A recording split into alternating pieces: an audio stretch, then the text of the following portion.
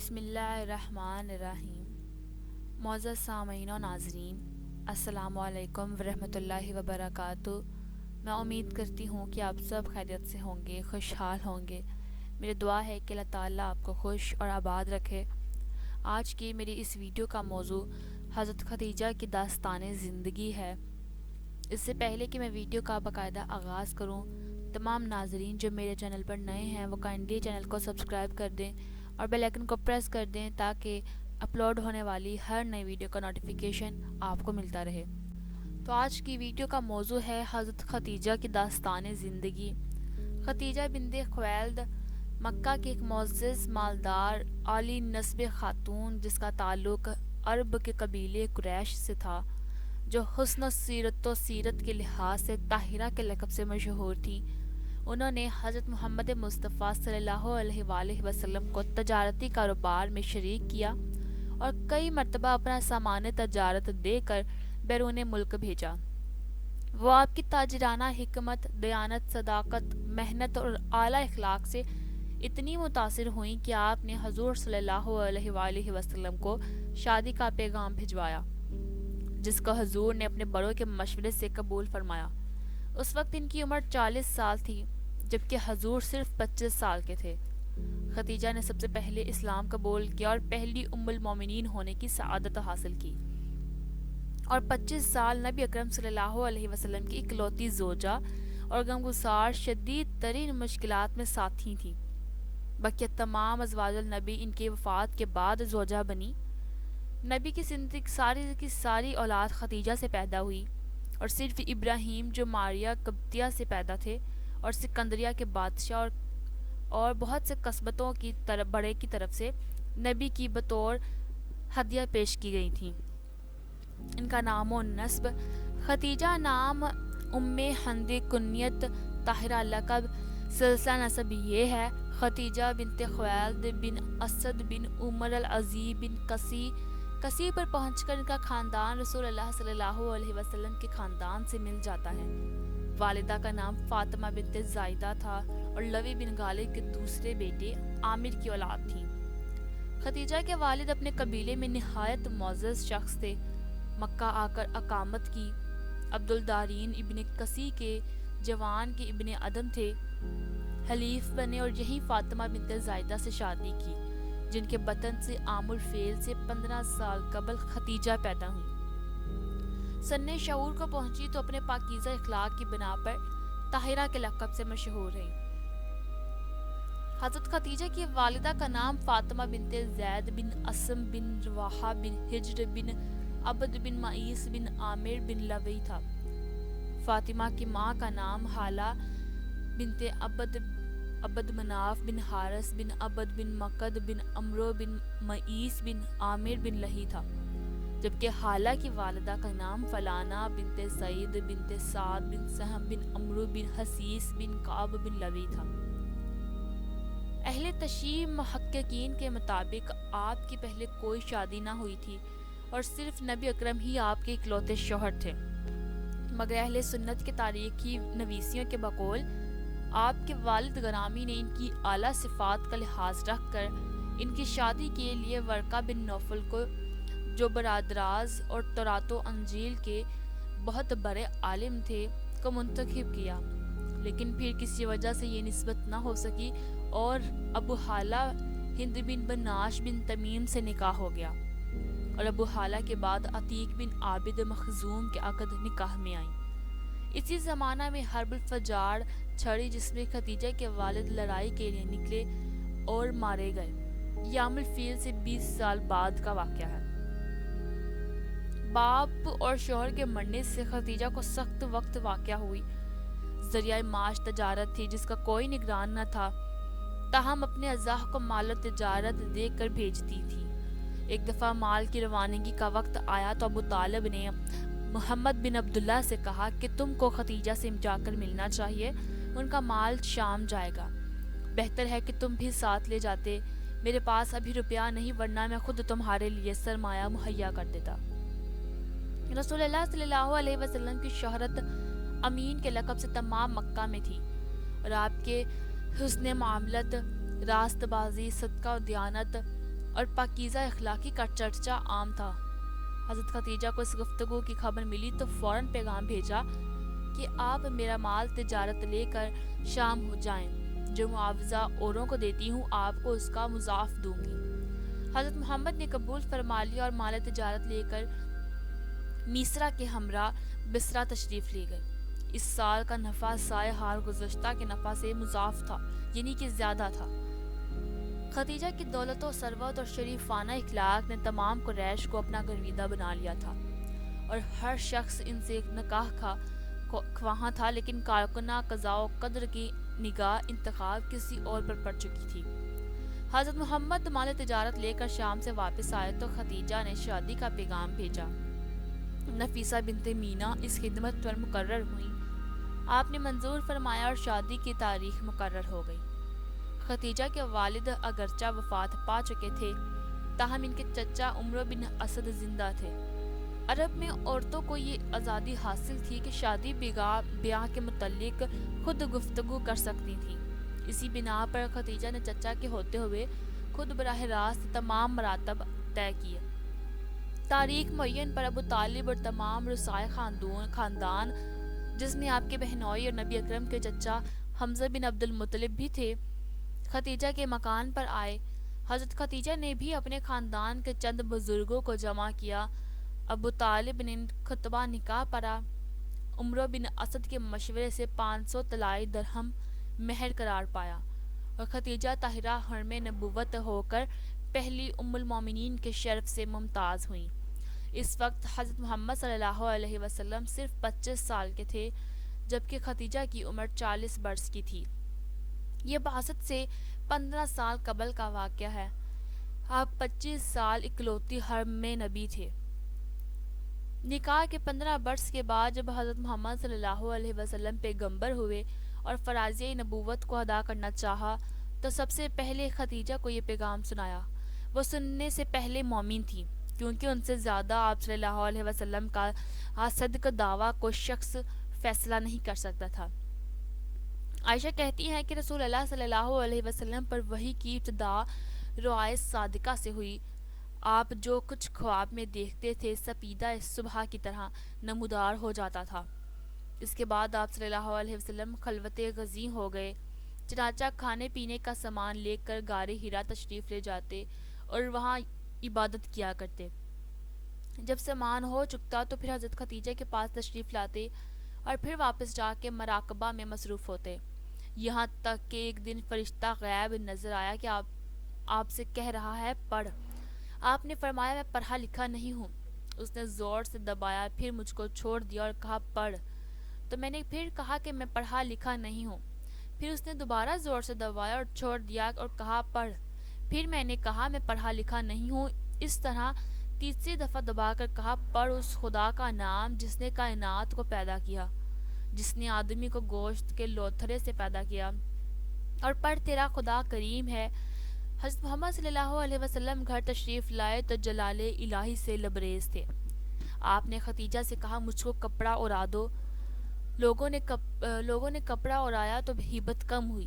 پھر خدیجہ سے تمام واقعہ بیان کہا اور کہا مجھ کو ڈر ہے۔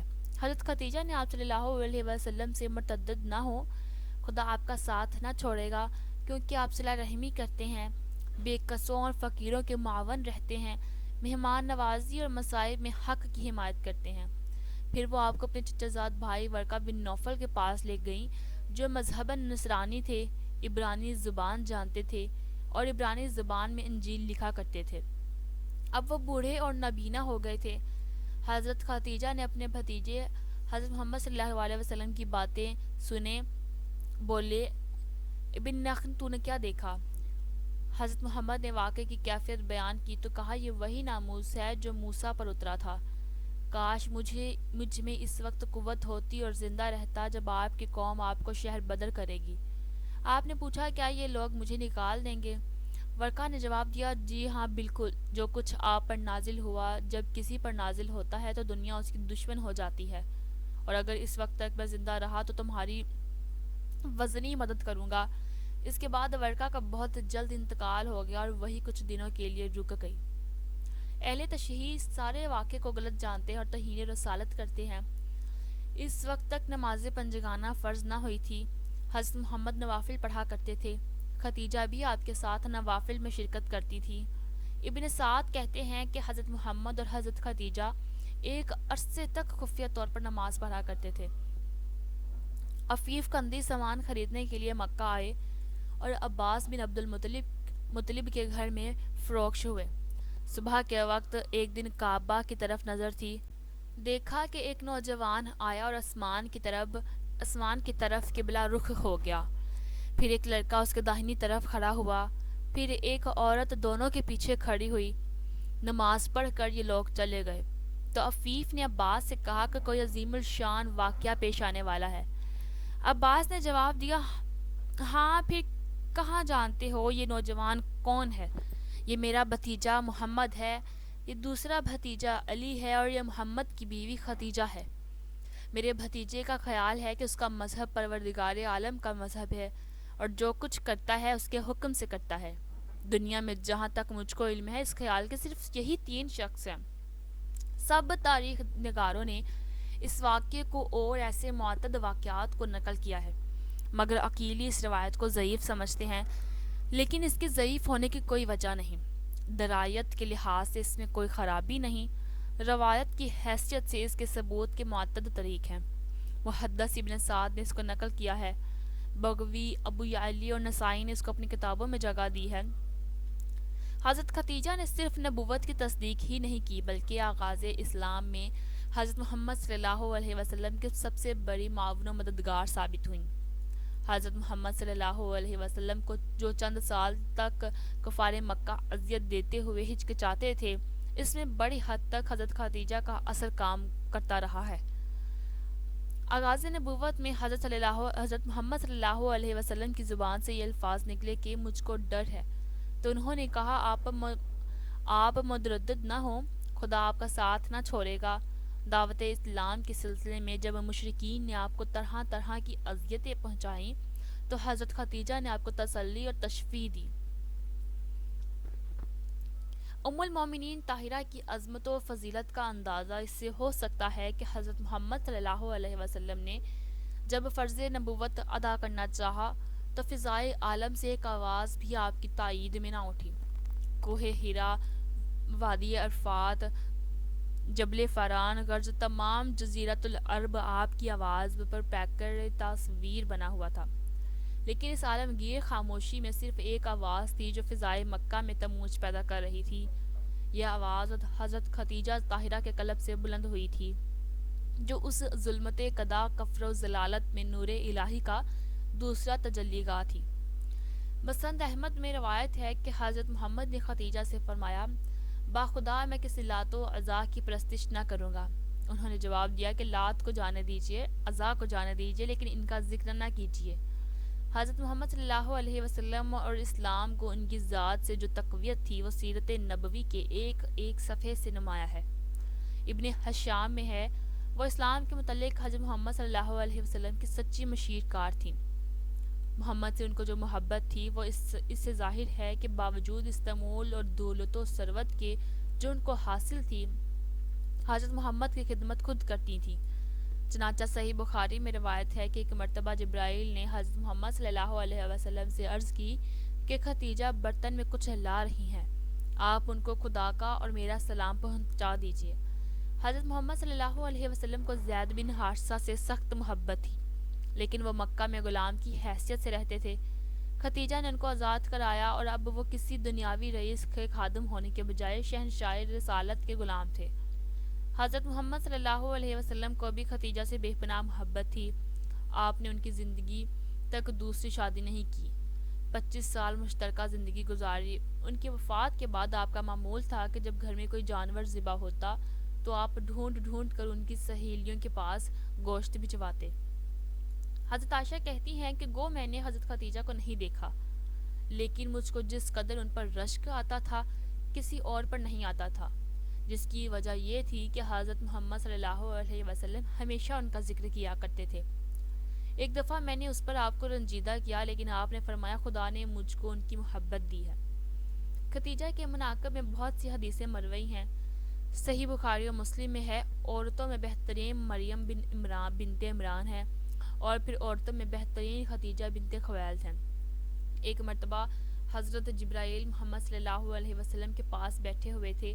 خدیجہ آئیں تو فرمایا، ان کو جنت میں ایک ایسا گھر ملنے کی بشارت سنا دیجئے جو موتی کا ہوگا اور جس میں شور و گل اور محنت و مشقت نہ ہوگی۔ ان کی وفات ام المومنین خدیجہ نکاح کے بعد ربع صدی آپ صلی اللہ علیہ وسلم کی اکلوتی شریک حیات رہیں۔ شادی کے بعد 25 برس تک زندہ رہیں اور 11 رمضان سنہ 10 نبوی یعنی کہ ہجرت سے 3 سال قبل انتقال کیا۔ اس وقت ان کی عمر 64 سال 6 ماہ کی تھی۔ نماز جنازہ اس وقت مشروع نہیں ہوئی تھی، اس لیے ان کا جسد مبارک اسی طرح دفن کر دیا گیا۔ حضرت محمد صلی اللہ علیہ وسلم خود ان کی قبر میں اترے اور اپنی سب سے بڑی غمگسار کو دائی اجل کے سپرد کر دیا۔ حضرت خدیجہ کی قبر حجون قبرستان میں ہے اور زیارت گاہ خلائق ہے۔ ام المومنین خدیجہ کی وفات سے تاریخ اسلام میں ایک جدید دور شروع ہوا۔ یہی زمانہ ہے جو اسلام کا سخت ترین زمانہ ہے، اور خود محمد صلی اللہ علیہ وسلم اس سال کو عام الحزن یعنی کہ غم کا سال فرمایا کرتے تھے، کیونکہ ان کے اٹھ جانے کے بعد قریش کو کسی شخص کا پاس نہیں رہ گیا تھا، اور وہ نہایت بے رحمی و ہباکی سے حضرت محمد صلی اللہ علیہ وسلم کو ستاتے تھے۔ اسی زمانے میں آپ اہل مکہ سے نا امید ہو کر طائف تشریف لے گئے۔ بعض مآخذ میں کہا گیا ہے کہ پیغمبر اکرم صلی اللہ علیہ وسلم کے ساتھ رشتہ ازدواج میں منسلک ہونے سے پہلے حضرت خدیجہ کے شوہر دار اور بچہ دار ہونے کا آداب ملتا ہے، جبکہ پیغمبر صلی اللہ علیہ وسلم سے پہلے حضرت خدیجہ کا شوہر قرار دیا جاتا ہے وہ ہے بلا زری نصاب۔ اسی طرح عتیق بن عابد بن عبداللہ بن عمرو بن مخزوم کو بھی حضرت خدیجہ کا شوہر قرار دیا گیا ہے۔ ان سب کے باوجود بعض مآخذ میں کہا گیا ہے کہ حضرت خدیجہ نے پیغمبر اکرم صلی اللہ علیہ وسلم کی زوجیت میں آنے سے پہلے کسی سے شادی نہیں کی۔ ابن شہر اشوب کے مطابق سید مرتضیٰ اپنی کتاب شافی اور شیخ طوسی اپنی کتاب التلخیص میں پیغمبر اکرم کے ساتھ شادی کے موقع پر حضرت خدیجہ کے باکرہ ہونے کی طرف اشارہ فرماتے ہیں، اور بعض محققین اس بات کے معتقد ہیں کہ سرزمین حجاز میں رائج قومی اور نساجی تعصبات کو مد نظر رکھتے ہوئے اس بات کو قبول نہیں کیا جا سکتا کہ حضرت خدیجہ جو قریش کے بزرگوں میں سے تھیں، ان کی شادی قبیلہ بنی تمیم اور قبیلہ بن مخزوم کے 2 اعرابی سے انجام ہوئی، اور جن اولاد کی نسبت حضرت خدیجہ کی طرف دی جاتی ہے حقیقت میں وہ ان کی بہن حالہ کی تھیں، جن کی وفات کے بعد ان کے بچے حضرت خدیجہ کی زیر سرپرستی میں پلی بڑھی ہے۔ حضرت محمد صلی اللہ علیہ وسلم سے 6 اولادیں پیدا ہوئیں، 2 صاحبزادے جو بچپن میں انتقال کر گئے، جبکہ 4 صاحبزادیاں نام حسب ذیل ہیں۔ قاسم بن محمد حضرت محمد صلی اللہ علیہ وسلم کے سب سے بڑے بیٹے تھے، انہی کے نام پر آپ ابو القاسم کنیت کرتے تھے۔ صغر سنی میں مکہ میں انتقال کیا، اس وقت پیروں پر چلنے لگے تھے۔ اس کے بعد زینب بنت محمد جو کہ آپ صلی اللہ علیہ وسلم کی سب سے بڑی صاحبزادی تھی، پھر عبداللہ بن محمد جنہوں نے بہت کم عمر پائی، چونکہ زمانہ نبوت میں پیدا ہوئے تھے اس لیے طیب اور طاہر کے لقب سے مشہور تھے۔ اس کے بعد رقیہ بنت محمد اور ام کلثوم بنت محمد اور فاطمہ زہرا۔ اس سب میں ایک ایک سال کا چھٹا یا زیادہ فاصلہ تھا۔ خدیجہ اپنی اولاد کو بہت چاہتی تھیں، اور چونکہ دنیا نے بھی ساتھ دیا یعنی کہ صاحب ثروت تھیں، اس لیے عقبہ کی لونڈی سلمہ کو بچوں کی پرورش پر مقرر کیا، وہ ان کو کھلاتی اور دودھ پلاتی تھیں۔ ازواج مطہرات میں خدیجہ کو بعض خاص خصوصیتیں حاصل تھیں۔ حضرت محمد صلی اللہ علیہ وسلم کی پہلی بیوی، اور وہ جب عقد نکاح میں آئیں تو ان کی عمر 40 برس کے قریب تھی، لیکن حضرت محمد صلی اللہ علیہ وسلم نے ان کی زندگی میں دوسری شادی نہیں کی۔ سب سے لمبی ازدواجی زندگی آپ کے ساتھ گزاری، جو کہ ربع صدی یعنی کہ 25 سال آپ اکلوتی زوجہ رہیں۔ نبی اکرم کا شباب کا زمانہ انہی کے ساتھ رہا، یعنی کہ 50 سال کی عمر مبارکہ تک صرف ان کے ساتھ رہیں۔ آپ پہلی مسلمان خواتین میں شامل ہیں اور پہلی مسلمہ ہیں، یعنی کہ ساری دنیا میں سب سے پہلی کلمہ گو ہیں۔ آپ اسلام کے اعلان سے پہلے نماز گزار تھیں، اور ہر مسلمان سے پہلے آپ نبی اکرم صلی اللہ علیہ وسلم کے ساتھ نماز پڑھتی رہیں۔ ابراہیم بن محمد کے سوا حضرت محمد صلی اللہ علیہ وسلم کی تمام اولاد انہی سے پیدا ہوئی، اور یہیں پر حضرت خدیجہ کے متعلق تمام معلومات، تمام واقعات وغیرہ مکمل ہوتے ہیں۔ میں امید کروں گی ناظرین کہ آپ کو آج کی ویڈیو کا موضوع اور تمام معلومات پسند آئی ہوگی۔ اگر ویڈیو پسند آئی ہو تو لائک، شیئر اور کمنٹ ضرور کیجیے گا، اور کائنڈلی چینل کو سبسکرائب کر دیں اور بیل آئیکن کو پریس کر دیں تاکہ نیکسٹ ٹائم میں کسی بھی پیغمبر یا نبی کے متعلق کوئی بھی واقعہ یا معلومات اپلوڈ کروں تو آپ کو اس کا نوٹیفیکیشن ملتا رہے۔ اپنی دعاؤں میں یاد رکھیں۔ اللہ حافظ۔